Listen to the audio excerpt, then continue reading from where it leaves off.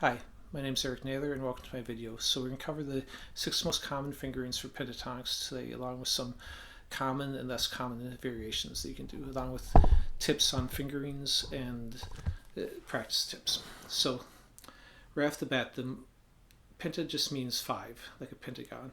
So pentatonic is a 5-note scale. Your diatonic scales are 7-note scales, like your basic do, re, mi, major scales, what you'd look at like the white keys on a piano. So if I'm playing in the A minor position, the pentatonic has 2 notes less. It leaves off the B and F compared to like a diatonic relative minor. So it's a simplified form of the scale. So the pentatonic, we're going to go ahead and jump right into the playing of it. The most common fingering you'll see is this first one I play, and this is the first scale I teach new students. So it goes 5, 8, 5, 7, 5, 7, 5, 7, and then 5, 8, 5, 8.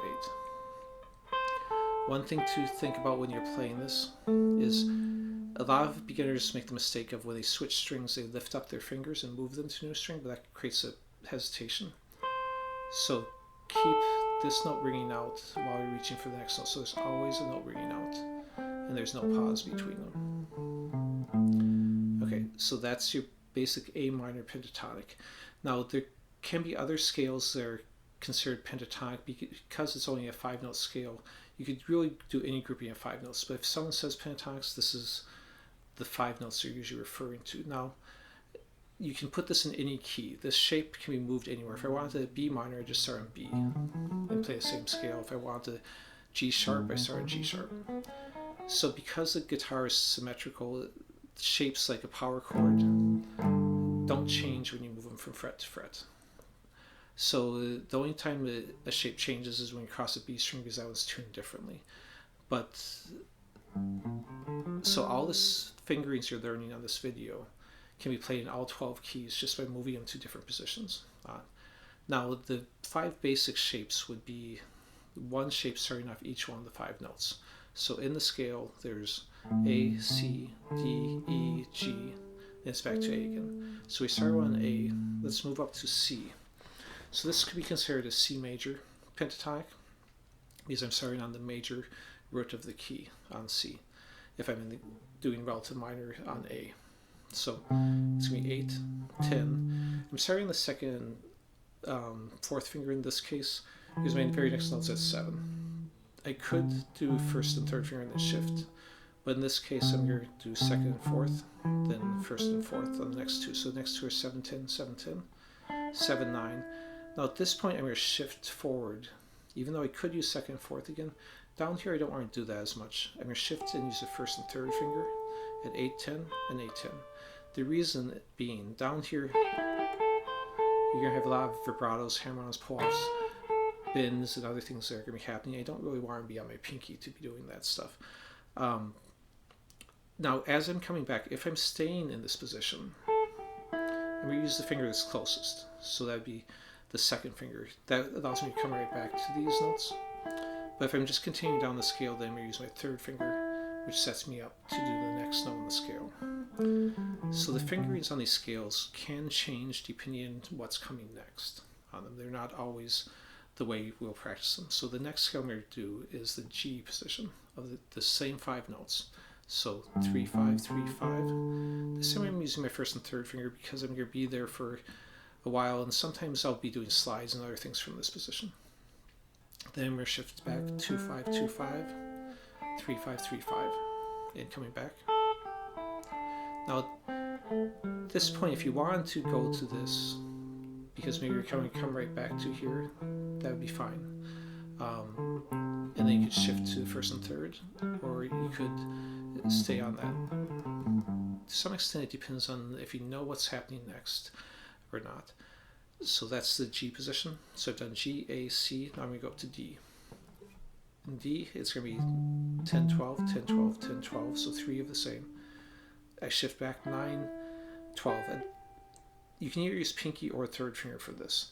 If you're going to play fast, I'd usually use 3rd finger because that allows me to, if you notice, my pinky's already set up for my next note at the 10, 13. So 9, 12, 10, 13.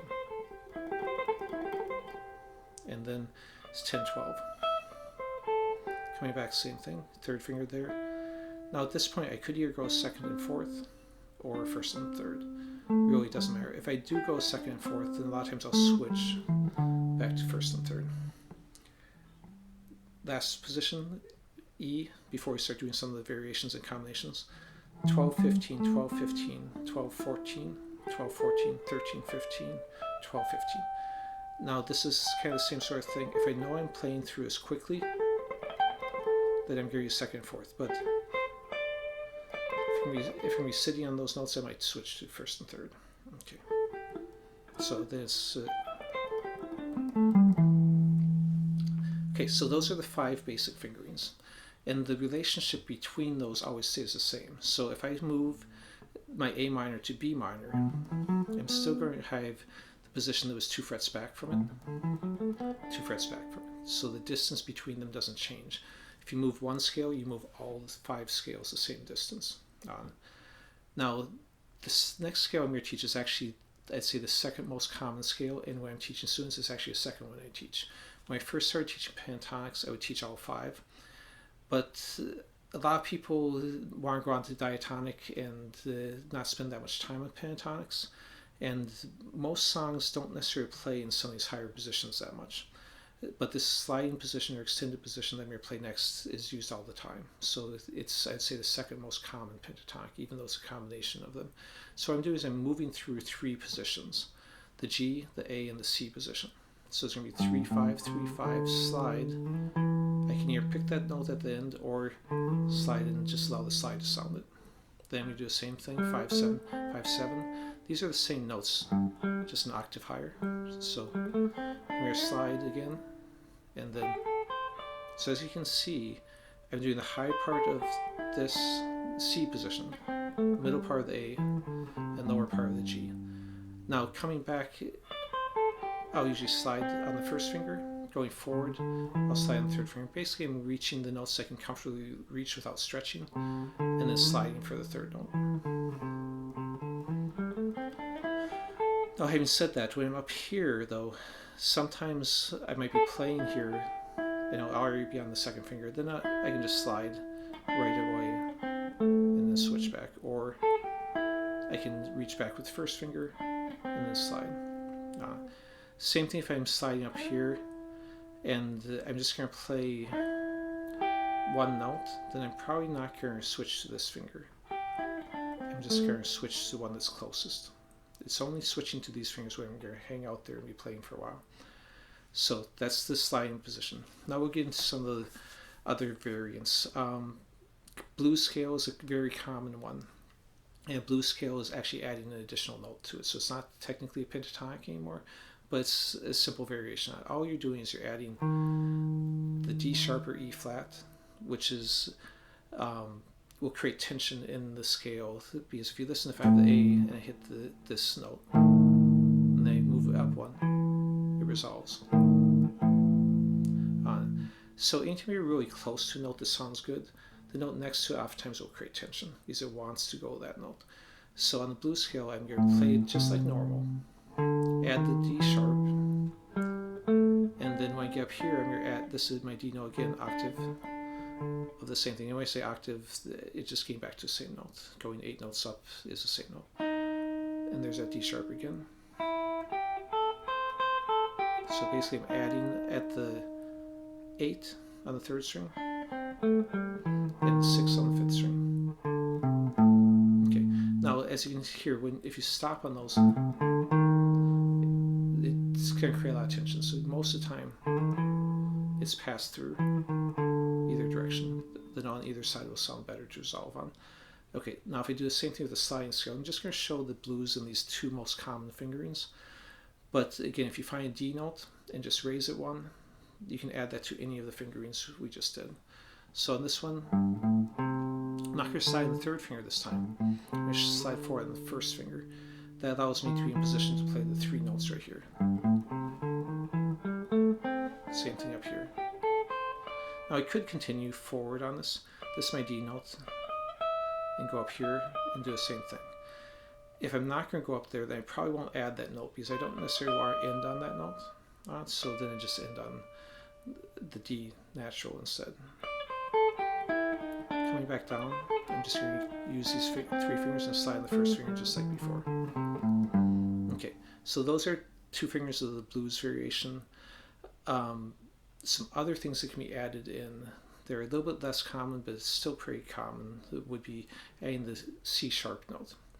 And this is done a lot of times because, especially like blues, will oftentimes play maybe a 7th or 13th or 9th or other chords in the background, which are actually major chords, but they'll still play a minor scale over it.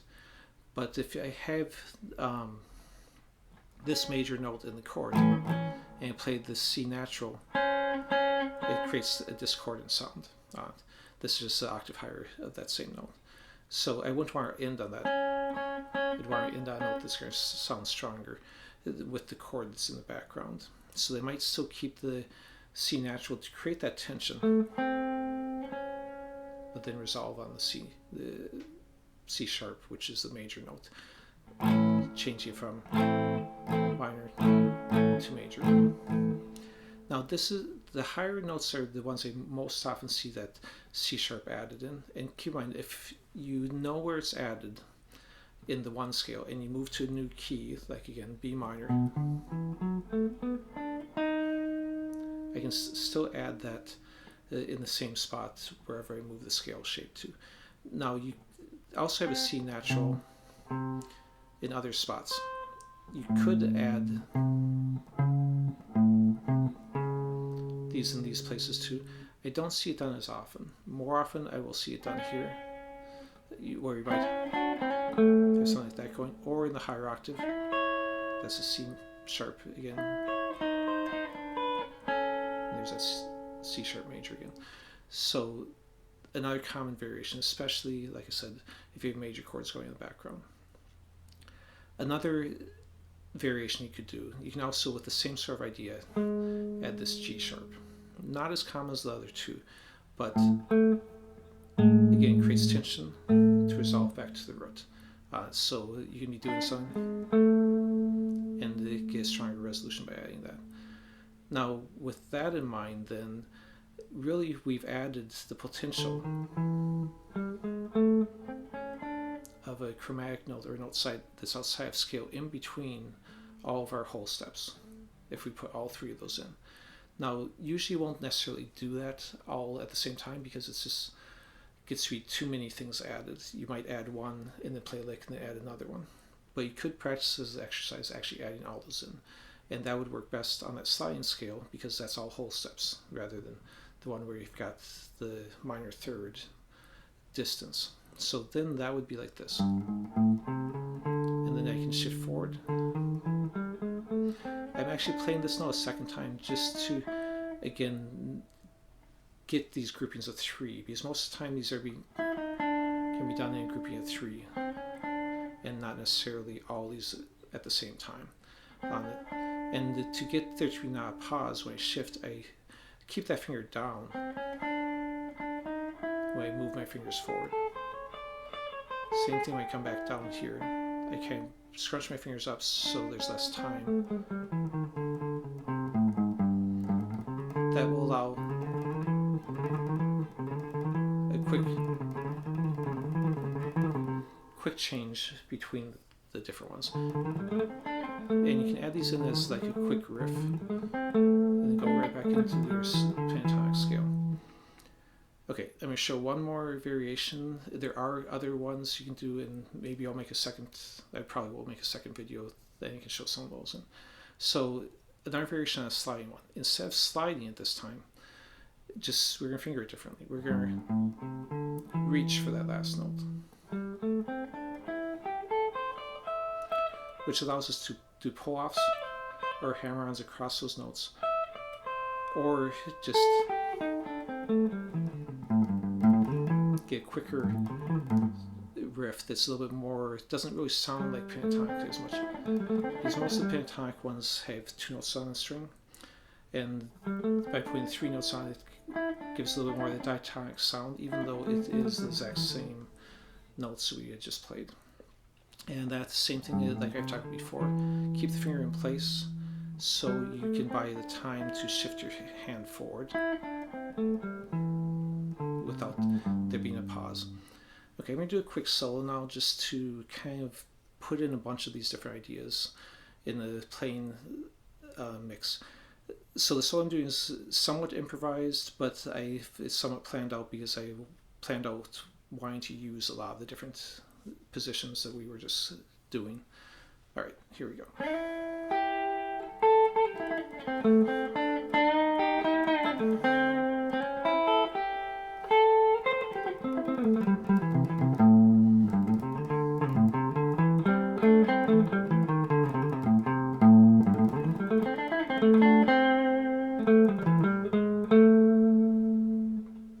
Okay, so thanks for watching. Hopefully you learned something from it, and I'll see you next time.